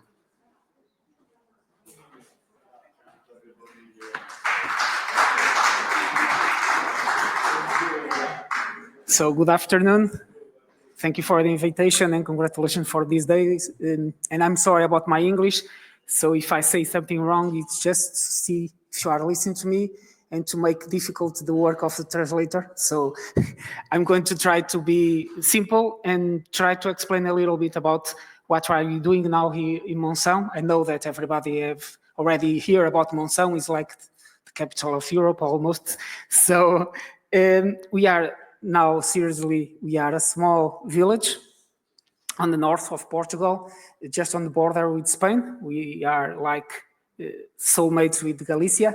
So we have only almost 18,000 inhabitants, but we have an area of 211 square kilometers. So you can imagine that we have a huge dispersion of persons on the territory that make us a challenge to us because we have like two different realities, the urban one and then the rural one that are more far away from the city center. And After, we have also 33% of the inhabitants with more than 65 years old, and most of them with some kind of dependence. That means physical or mental dependence. And that means that we have to have a strong social network to supply the necessities of this reality. And you have typically small families. 2.3 is the average family size that make us a challenge. And that's why we decided to present to you today 2 different programs. The first one is a program that we developed. It's called Informal Caregivers Program. And it's a reality that we have in Monsanto, but I think it's mostly common in the rest of the Europe. That means that the people that has the responsibility to take care of their family that is dependent. And one of the main subjects that we found is the burnout. I mean, it's like a full-time job, 24 hours from 24. And we thought we have to find out a strategy to minimize this reality.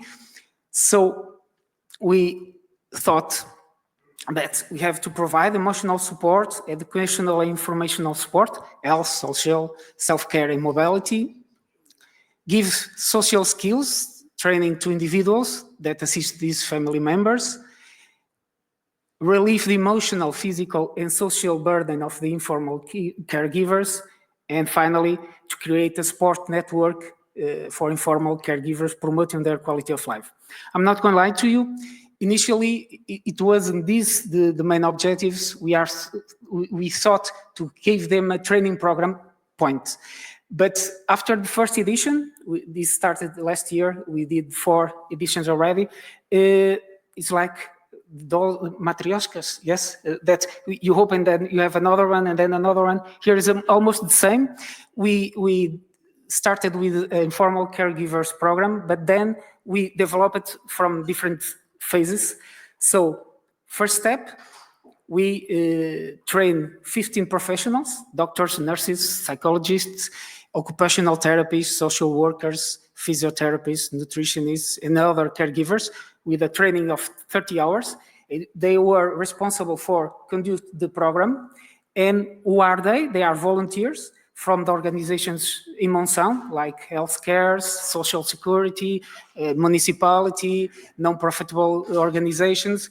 I think that as we are a small territory, we have a strong sense of belonging, no? So we are more responsive to reality because today it's me, tomorrow it's one of you. So we are always trying to help each other. So small territory, so put the numbers on perspective, okay?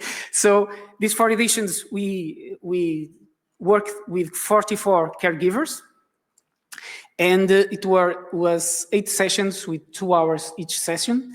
And each session, you have here the teams, the subjects that you have. Each session is one session. And when the first group finished, they said that they didn't want to finish the group. They decided that they wanted to continue it. So we did step 2, that is, we created the mutual aid group for informal caregivers. And that means that 1 time a month, they meet each other and they share the difficulties, the strategies, how can they manage the reality they have to face. And then they have moments of entertainment also. They go to the movies together, or they have a dinner. And this goes on time, and it was really, really nice.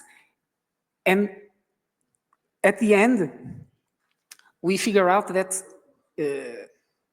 it's impossible for an informal caregiver to survive, can say it like this, to a long time without a pause. So the municipality decided to establish a partnership with non-profitable social awareness, social care organizations. For what? We pay to the social workers of the institutions to replace the informal caregivers. That means if I am an informal caregiver and I have a medical appointment, I have a wedding of a friend, I have a weekend with my wife, and I want to go there, but I have my mother in charge of me, so I can't leave her alone. I have a solution that I call to the municipality, and the municipality picks a social worker that is a professional and replace me during one morning, one afternoon, or one day, or one weekend. That is enough for the informal caregiver have time for their own. And this has a huge impact on the quality of life of the people. And we are, it was a challenge, a big challenge for us because the network isn't so big enough, but now it starts working, and for us it's accomplished that we really like. So I'm proud to present this today to you.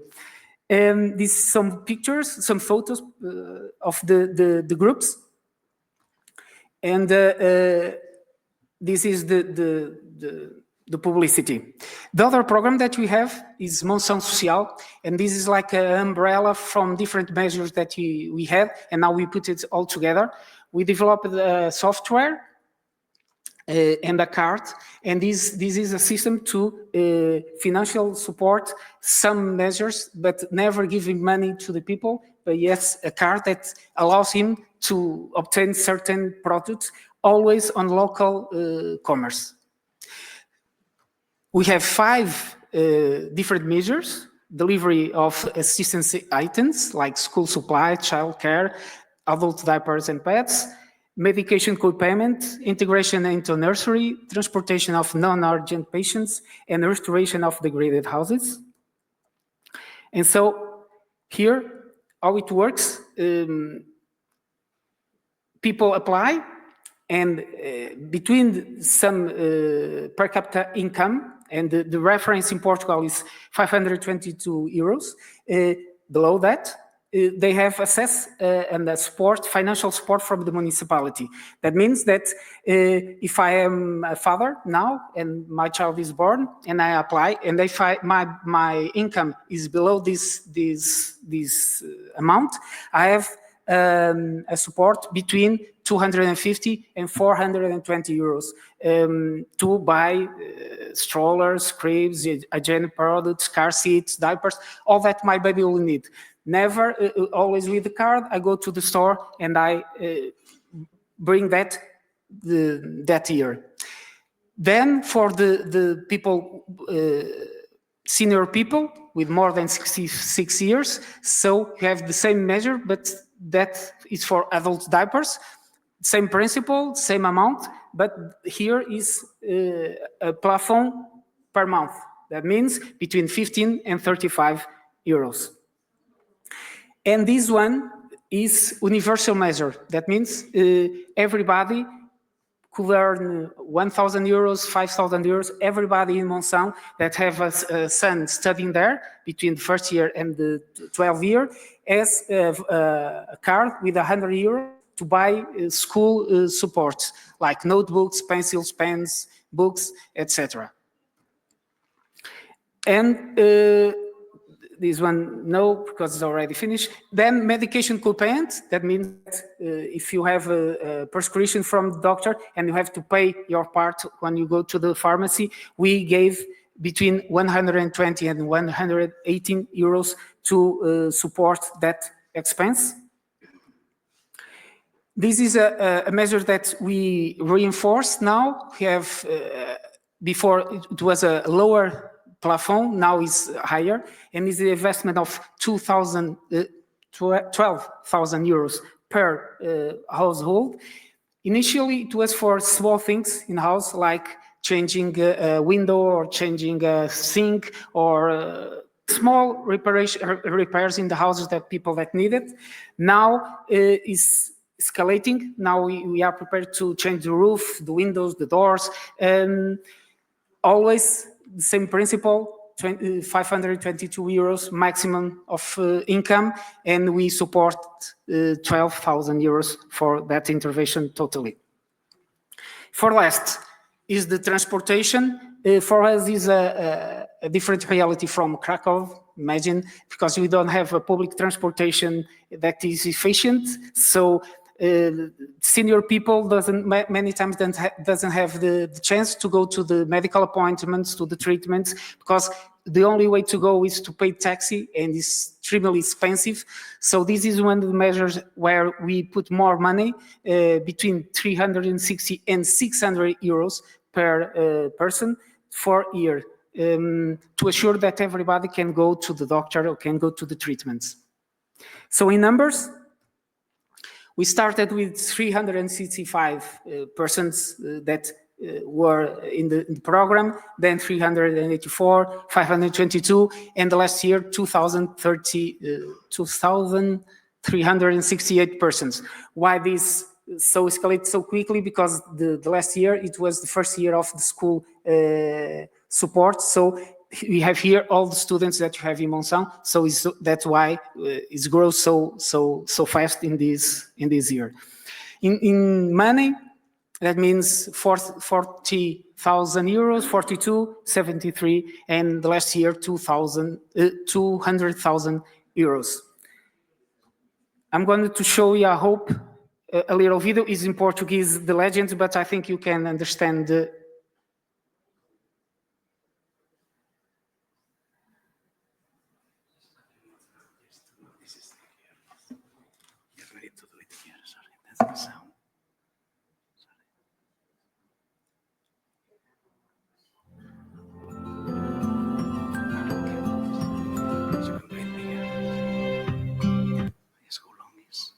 No, it's 1 minute. So just.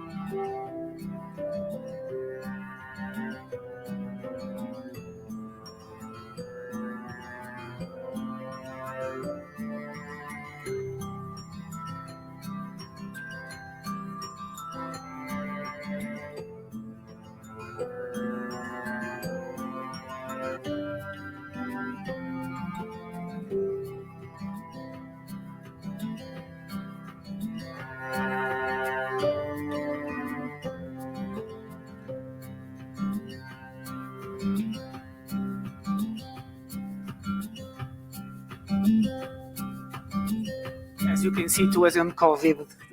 Yes, we still have the masks. So thank you very much. Obrigado.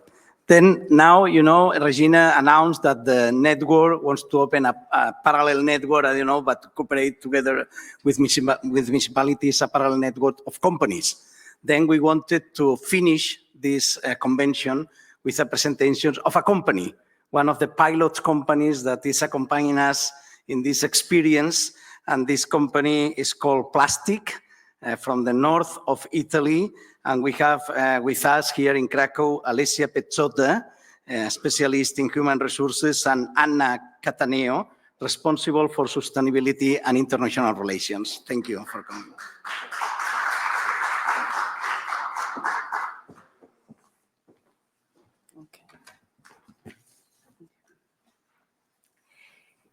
Good afternoon, everyone. We are honored to be here representing Plastic S.p.A., a manufacturing company that has chosen to invest in the well-being of families through corporate welfare policies. I'm a member of Property, but also a mother with 2 young boys. So we firmly believe that a work environment that supports parenthood not only improves the quality of life for employees, but also contributes to business success. Today, we would like to share our approach to family welfare, showing the initiatives we have chosen and the benefits we have observed.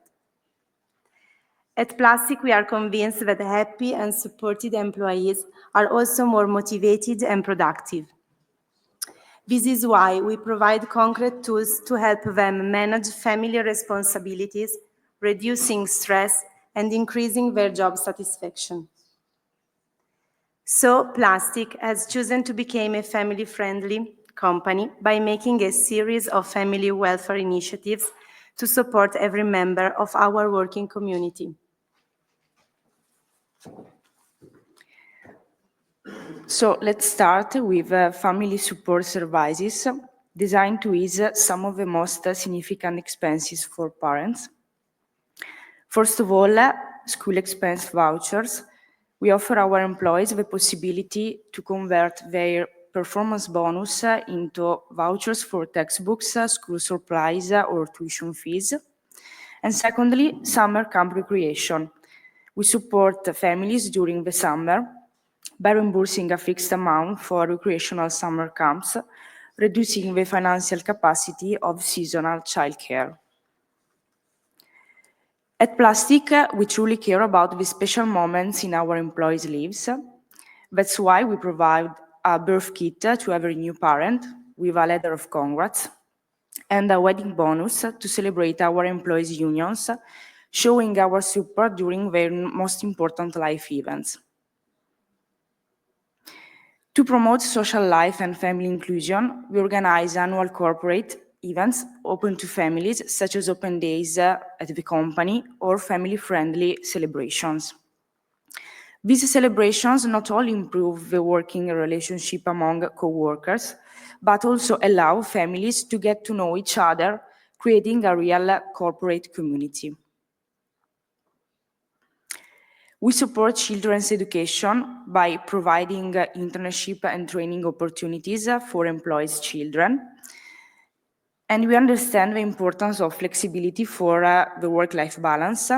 So for this reason, we offer smart working and flexible hours to allow employees to organize their family needs. We also offer an assistance service for requests related to easy phone compilation or income tax return. And we have various discounts for family, for example, amusement parks, trekking activities, shops, and restaurants. At Plastic, we believe in inclusion for everyone. We have achieved the certification for gender equality, affirming our commitment to an inclusive work environment.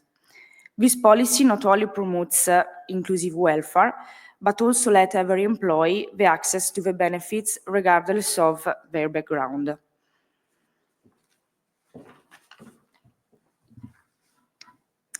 The benefits for employees are also reflected in benefits for the company. Reduced stress and lower turnover rates, increased motivation and productivity, attracting new talents, and enhance corporate image.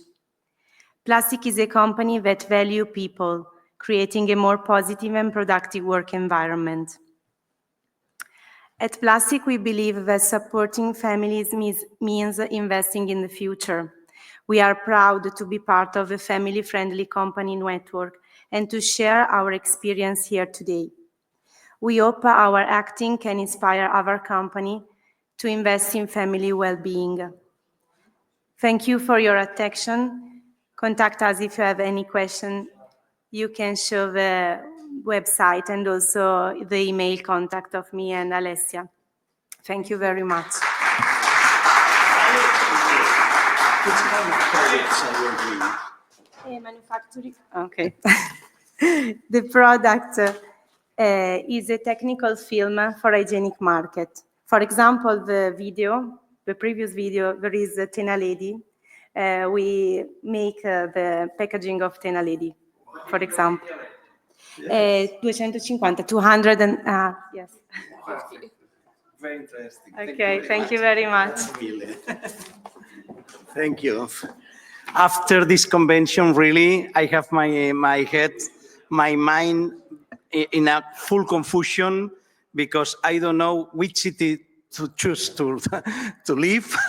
And I know that I have to apply for a job in plastic, then it's complicated, but really I'm very happy to see how the work of the municipalities and the companies and the people of the network is improving every year. Then I would like to give the floor to Regina, the coordinator of the network, to close this convention. Thank you, Raul. But you have already a job, Raul. Don't look for another one. We don't pay you a lot, but the credit in paradise is huge. Okay, so I thank you all. We are very tired now, but it has been a very deep, intensive meeting. Thank you for coming. Maybe it hasn't been easy. But we really appreciate. I think we are really working on something big, and it deserves all our efforts. We have learned a lot of nice things. I think that we have learned that working on beauty, working on people and green spaces, the environment is something that pay off. For us, for our children, and for the future of the community. So let's go on working together. We are not alone, and this is a good feeling.